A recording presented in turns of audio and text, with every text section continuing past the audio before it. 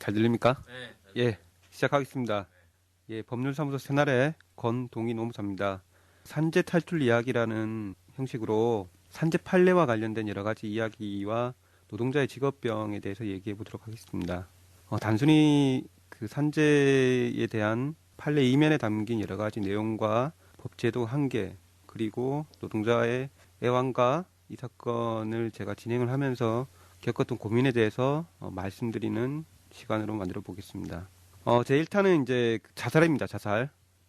제가 최근에 이제 자살에 관한 책을 두 권 읽었었는데, 한 권은 이제 여러분도 다 아시는 뭐 베스트셀러라고 하는 이제 그 예일대 교수가 쓴 데스라는 책입니다. 또 한 권은 책은 이제 그 우리나라 그 연대 그 명예 교수님으로 계신 그 임철규 교수님이라고 분이 죽음이라는 책을 썼는데, 현대 이제 통계들을 많이 인용하고 계시던데, 우리나라가 OECD 국가에서 자살률이 제일 높다. 그리고 청소년 10대, 20대의 사망률 1위는 자살이다. 특히 이제 30분마다 한 명이 자살한다는 것은 상당히 놀라운 그 통계가 아닐 수 없습니다. 2011년도 통계를 보니까 40대 사망률 1위가 뇌심혈관계 질환, 2위가 자살이더라고요. 그러니까 얼마만큼 많은 노동자들이 자살하겠습니까? 40대. 그래서 그 이 자살이 산재인지 아닌지에 대해서도 사람들이 굉장히 궁금해하는데, 일정한 요건과 형식을 맞추면은 자살도 산재가 될 수 있습니다.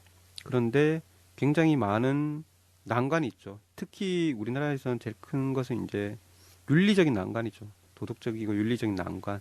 자살에 대해서 굉장히 터부시하는 그런 경향이 굉장히 크고, 그 다음에 터부시하기 때문에 그 사후 처리에 있어가지고 산재를 굉장히 꺼려합니다. 그리고 법률적인 이제 난관이 있는데, 이 난관은 이제 제가 소개시켜드릴 이 판례를 보면서 이야기를 드리도록 하겠습니다. 여러분은 지금 법률사무소 새날 권동희 노무사의 산재 탈출을 듣고 계십니다. 저는 오드캐스트 소속 요미 아나운서입니다. 이 사건의 당사자는 철도의 기관사였습니다. 기관사였고, 여러분들이 기관사의 그 내면의 모습을 보시면은 굉장히 고달픈 삶인데, 이분들은 출퇴근이 거의 정해진 바가 없습니다. 그래서 아침 6시에 출근했다가 저녁 6시에 또 출근해야 되고, 이러한 그 근무 형태를 교본제라고 하는데, 교본제를 하기 때문에 굉장히 힘이 듭니다. 힘이 들고, 그리고 운행 중 사상 사고에 대한 그 경험이 모두 있을 정도로 사고가 많이 나고 있습니다. 이 사건의 당사자는 이제 한 번은 이제 어쩔 수 없이 자기 동료를 쳤습니다. 이제 기관사의 그 선로를 보수하시는 분을 부득이하게 이제 자기가 이미 인지를 했지만은 브레이크를 밟자마자 이제 500m를 나가기 때문에 철도는 어쩔 수 없이 이제 사람을 치게 돼서 그분이 사망하게 됐죠. 그러니까 자기 과실은 없습니다. 그 다음에 이제 두 번째는 자기의 이제 차량을 보면서 이제 자살하는 사람을 치게 된 거죠. 그러니까 운행을 쭉 하다가 자기의 눈을 마주치면서 이 사람이 걸어오고 있다는 거예요. 그래서 어쩔 수 없이 사람을 치게 돼서 이제 사망에 이르게 된 거죠. 잘 알려지지 않았지만 기관사들이 이런 사고를 내면은 그날의 일종의 의식이 있습니다. 이제 돌아와서 이제 사고 경위서에 대해 쓰고, 그 다음에 소주를 큰 그릇에 부어서 손을 닦습니다. 그리고 나서 이제 미친 듯이 마시는 거죠. 그리고 지금은 좀 바뀌었지만은 예전의 기관사들은 실제로 사람을 치면은 한 2005년도 정도까지는 실제로 그 주검을 자기가 직접 수습을 했어야 됩니다. 그리고 나서 직접 또 운행을 또 해야 됩니다. 끝까지. 그러니까 사람을 부득이하게 치고 나서 운행을 하게 된 거죠. 그러니까 정상적인 사람이라도 미치지 않을 수 없죠. 또 하나는 또 기관사들이 항상 그 지점을 항상 운행을 하는 거죠. 그렇기 때문에 생각이 안 날 수가 없습니다. 그래서 이 사람이 그 두 번째 사람을 치고 난 이후부터 이제 조금씩 이제 이상 증세가 생겼던 거죠. 이상한 사람이 따라온다. 막 그렇게 헛소리를 하기도 하고 잠을 못 자고 불안해하고 항상 답답해하고 술만 먹으면 폭음을 하게 되고 사람들하고 다투고, 그러니까 평상시에는 굉장히 온순한 사람이었는데 술만 먹으면은 굉장히 이상한 사람 이렇게 됐던 거죠. 그래서 집안에서 이제 장남이기 때문에 굉장히 걱정이 많았었고, 병원에 가보자 했는데 병원에 못 가게 된 거죠. 왜냐하면 기관사들은 정신병원에 대한 그 전력이 남으면은 운행을 못 하도록 금지해놨기 때문이죠. 그 당시에만 하더라도. 그래서 이분이 나중에 이제 정신과에 가서 치료를 받으려고 외래 수속을 했어요. 수속을 했는데 엄마 나 잠깐 화장실 좀 갔다 올게 하면서 화장실에서 목을 맸어요. 그리고 현재까지 식물인간으로 계세요. 이 사건에 대해서 저희가 소송을 했습니다. 이 사람의 자살 시도, 자살로 인한 지금의 식물인간 상태가 산재다. 그러니까 자살이 쉽게 얘기하면 산재다 해가지고 이제 소송을 했죠. 산재 불승인 된 것을 저희가 이제 저희 사무실 받아서. 근데 1, 2심 다 졌습니다. 1, 2심 다 진 이유가 뭐냐면은 제일 중요하게 법원에서 본 거는 뭐냐면은 일단은 정신과적 전력이 없다. 그리고 뚜렷한 우울증에 대해서 진단을 받은 바가 없다라는 점입니다. 예전에 공단에서는 자살이 산재로 인정이 되려고 하면 반드시 정신과에 대한 치료 전력이 있었어야 됩니다. 그리고 지금 또 거의 이제 그렇게 운영되고 있는데 이분은 정신과 진료를 받기 이전에 이제 화장실에서 목을 매서 이제 돌아가신 거죠. 지금 대법원에 계류 중에 있는데 대법원에서 2년 정도 다 되도록 이제 판단을 지금 안 내리고 있습니다. 정신과적 치료 전력이 있느냐 없느냐에 따라서 자살은 산재가 될 수 있고 될 수 없다는 게 갈립니다. 제가 처음에 이제 노무사를 하면서 자살 사건을 했던 것이 이제 증권회사의 그 모 과장님이었는데 너무 스트레스를 많이 받아가지고 회사 지하실에서 목을 매서 돌아가셨어요. 이분은 다행히 돌아가시기 얼마 이전에 너무 이제 스트레스를 많이 받고 잠을 못 자고 우울하고 불안하고 하니까 병원에 잠시 가셨어요. 한 2번 정도. 그래서 당신은 우울증, 으증이다 정도에 대한 진단을 받으셨어요, 이분은. 그래서 근로복지공단에 산재가 됐었는데 또 다른 하나는 이제 그 법률적 한계를 보면은 근로복지공단도 그렇고 법원도 그러는데 자살을 굉장한 뭐라고 할까 자살에 대해서 굉장히 엄격히 판단하는 태도가 있습니다. 모든 산재 인정 기준은 개인 노동자 기준인데 자살은 사회 평균이다라고 하는 판결이 있습니다.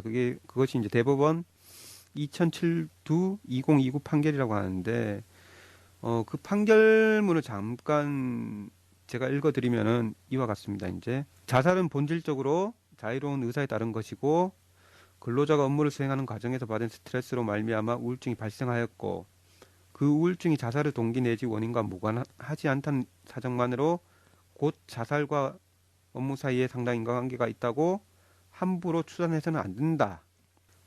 그 자살이 사회 평균인의 입장에서 보아 도저히 감수하거나 극복할 수 없을 정도로 업무상 스트레스와 그로 인한 우울증에 기인한 것이 아닌 한 산재가 아니다. 이런 판결입니다. 그러니까 보통의 사회 평균인 정도 봐서도 자살할 정도가 아니면은 그거는 개인적인 그러니까 고의에 의한 자기 신체 훼손이기 때문에 우리 산재법에서 엄격히 금지하고 있는 고의로 인한 사고이기 때문에 산재가 안 된다는 겁니다. 그래서 이런 판례 기준상에도 좀 한계가 있습니다.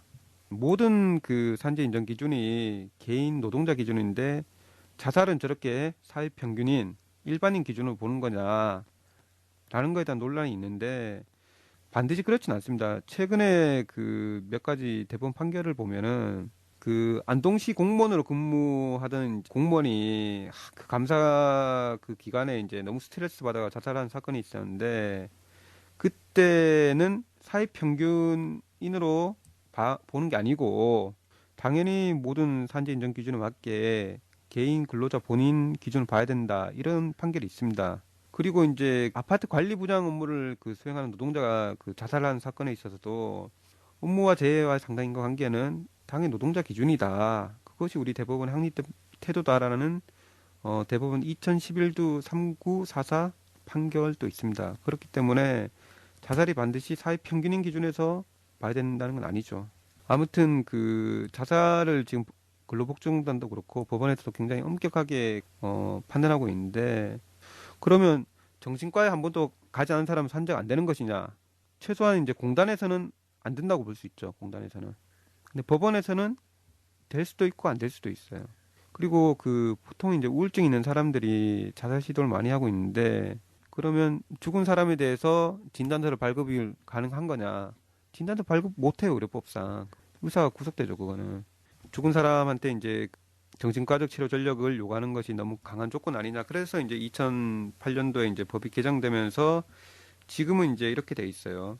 첫 번째를 보면은 업무상 사유로 인해 발생한 정신질환으로 치료를 받았거나 또는 이제 이런 상태에 있는 사람이 정신적 이상 상태에서 자해행위를 한 경우, 이게 첫 번째고, 두 번째는 이제 업무상 재해로 산재로 요양 중인 사람이 그 재해로 인해서 자해행위를 한 경우, 세 번째가 이제 그 새롭게 추가된 건데, 그 밖에 이제 업무상 사유로 인해서 정신적 이상 상태에서 자해행위를 하였다는 것이 의학적으로 인정되는 경우. 그래서 지금은 반드시 정신과적 치료 전력이 필요한 건 아니지만은 공단이 실무상 지금 또 이제 네가 정신병원에 간 적이 있느냐 없느냐 이것을 굉장히 중요시 여기죠.